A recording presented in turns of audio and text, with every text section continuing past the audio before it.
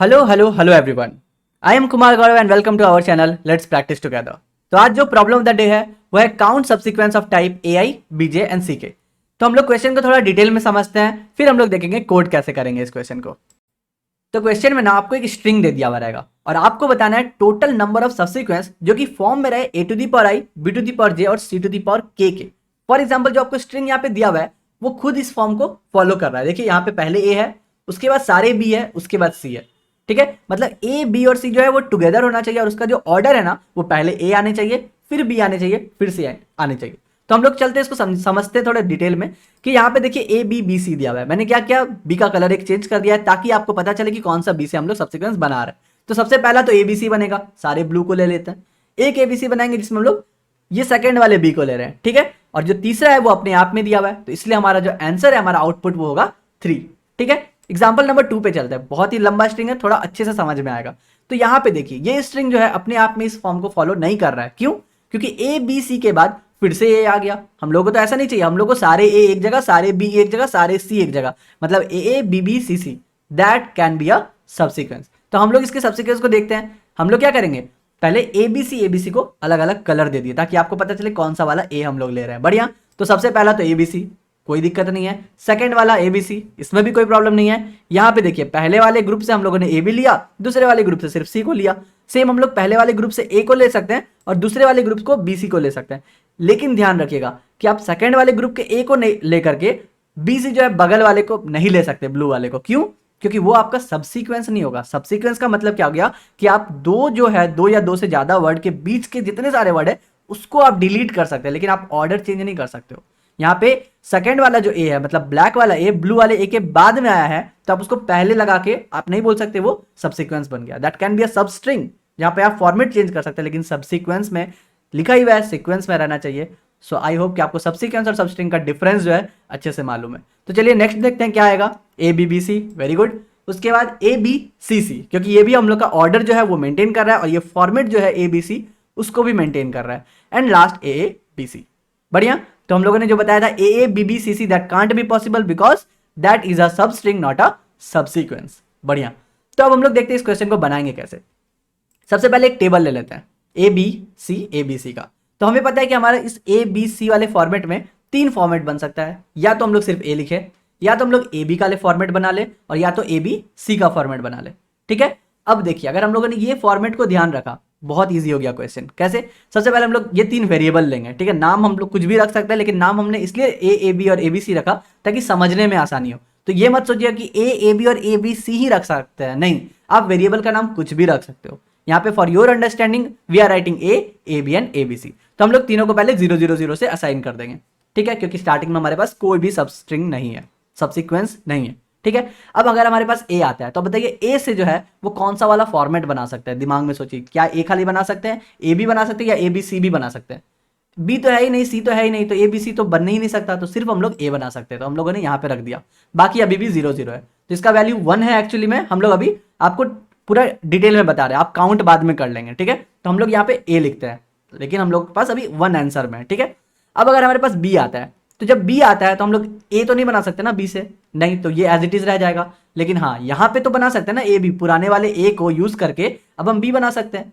मतलब हम लोग क्या करेंगे, जो ए बी बनेगा वो किस पे डिपेंड कर रहा है, जस्ट उसके ऊपर वाले ए पे डिपेंड कर रहा है। अगर हमारे पास ऊपर में ऑलरेडी ए है तो हम लोग इस बी को यूज करके ए बी बना सकते हैं। समझ गए? सिमिलरली ए बी सी क्या इससे बना सकते हो? नहीं, तो इसका आंसर क्या होगा, 0 ही होगा। सेम अगर हम लोग सी लेते हैं, अब अगर हम लोग सी लिए, सी से ए बना सकते हैं, नहीं, एज इट इज उतर गया।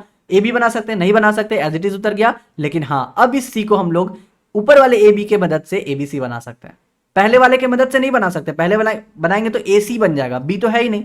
तो अगर हम लोग को ए बी सी बनाना है ना, जब भी सी आएगा तो हम लोग को कौन सा वाला वेरिएबल देखना है, जो ए बी वाला वेरिएबल है, क्योंकि उसी के बाद सी अटैच होकर के ए बी सी बन सकता है। समझ गए? अगर समझ गए इतना, बहुत आसान हो गया। अब देखिए ब्लैक वाला ए आया, अब इस ए के पास क्या क्या ऑप्शन है, या तो इस ए के साथ ऐड हो, या तो इस ए के साथ नहीं ऐड हो। तो या तो इसके साथ ऐड होगा, या तो इसके साथ ऐड नहीं होगा, और या तो वो खुद अपना इंडिविजुअल सबसीक्वेंस बना लेगा। बढ़िया, तो हम लोगों ने देखा कि ये जो अगर एक नया ए आता है तो वो पुराने वाले ए के साथ, जो भी ए में था पहले, उसके वैल्यू के साथ या तो ऐड होगा, या तो नहीं ऐड होगा, और या तो वो अपना बना लेगा। इसका मतलब क्या हो गया, जो भी पहले 1 था मल्टीप्लाई कीजिए 2 से और एक अपना ऐड कर लीजिए, दैट मीन्स 2a+1, जो भी पुराना वैल्यू था उससे एक नया ऐड हो जाएगा डबल करके, ठीक है। सिमिलरली यहाँ पे ए बी में कुछ चेंज नहीं आएगा, एबीसी में कोई चेंज नहीं आएगा।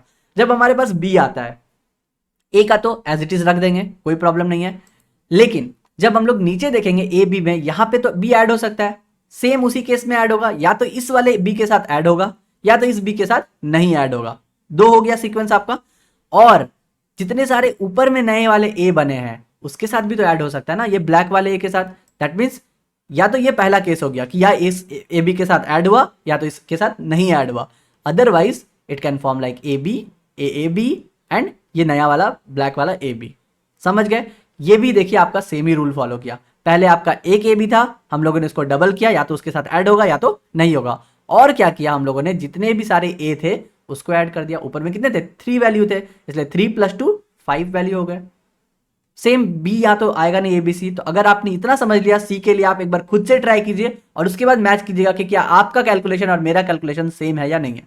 तो सी जो है ये ए के साथ नहीं ऐड होगा, ए बी के साथ भी नहीं ऐड होगा, और नीचे वाले में क्या होगा, या तो इस ए बी सी के साथ ऐड होगा या तो नहीं ऐड होगा। और उसके बाद जितने सारे ए बी में थे सबके साथ हम लोग सी को लगा सकते हैं, क्योंकि that will be a unique subsequence. And hence we can see कि हमारे पास कितने हैं, टोटल 7 वैल्यूज हैं, टोटल 7 सबसीक्वेंस बन रहे हैं। समझ गए? तो हम लोगों का फॉर्मूला जो आया वो क्या आया, ए के लिए आएगा जितना भी पहले था उसको डबल करके 1 ऐड करेंगे, सो 2a+1। लेकिन ए बी जब निकाल रहे हैं तो वो क्या हो जाएगा, 2ab + a, जितना a जो ऊपर वाला वेरिएबल था उसको हम लोग ऐड करेंगे। दैट्स वाई ना 2 + 3 5 आ रहा है यहाँ पे। और उसी तरह अगर ए बी सी के लिए निकालेंगे ये पूरा फॉर्मेट के लिए, तो हम लोग इसको डबल करके ए बी को ऐड करेंगे। करेक्ट? तो यहाँ पे हो जाएगा 2abc + ab। और ध्यान रखिएगा यहाँ पे ए बी सी, ए बी और ए क्या है, एक वेरिएबल है। बहुत बढ़िया। अगर आपने इसको डिटेल में समझ लिया तो कोड करते हैं, कोड करने के बाद और भी क्लियर हो जाएगा कि कौन सा वेरिएबल था और कौन सा फॉर्मेट था। चलिए कोड करते हैं। तो यहाँ पे हमारे फंक्शन का नाम क्या दिया हुआ है, फन दिया हुआ है। हम लोगों ने देखा सबसे पहले हम लोग क्या करेंगे, 3 वेरिएबल ले लेंगे। तो हम लोग ए ले लेते हैं, 0 से असाइन करेंगे, ए बी ले लेते हैं, इसको भी 0 से असाइन करेंगे, और ए बी सी ले लेते हैं, इसको भी 0 से असाइन करेंगे। ठीक है? तो ये 3 वेरिएबल क्या डिनोट कर रहा है, पहला वाला सिर्फ a⁴ को डिनोट करेगा, दूसरा वाला a⁴ + b⁴ इसको b⁴ उसको डिनोट करेगा, और तीसरा वाला ये हमारा ai bj ck को डिनोट कर रहा है। बस हम लोग एक सिंपल सा फॉर लूप लगा लेते हैं अपने स्ट्रिंग में, ताकि हम लोग एक एक कैरेक्टर पर अपना फंक्शन लगा सके। तो अगर जब तक हमारा स्ट्रिंग है तब तक ये फॉर लूप चलेगा, और बस अपना एक इफ कंडीशन या स्विच केस जो भी आपको अच्छा लगता है आप लगा दीजिए। तो अगर हमारा ये जो है सिर्फ ए है, हम लोग क्या करेंगे, सेम अपना वाला फॉर्मूला क्या था कि a will be equals to 2 times of a + 1। बढ़िया। उसी तरह अगर हम लोग बोलेंगे एल्स इफ, क्योंकि अगर a है तो हम लोग आगे क्यों चेक करें, ठीक है। एल्स इफ अगर हमारा SI जो है वो क्या है, b है, इसका मतलब सेकेंड वाला, तो हम लोग ए बी को बढ़ाएंगे। तो A B will be what, same 2 times of A B + a। Correct? बहुत सुंदर। और उसी तरह अगर एल्स, इसका मतलब अगर ये दोनों नहीं रहा तो सिर्फ सी रहा, तो हम लोग ए बी सी को कर देंगे, क्या करेंगे, 2 times of A B C + A B. समझ गए?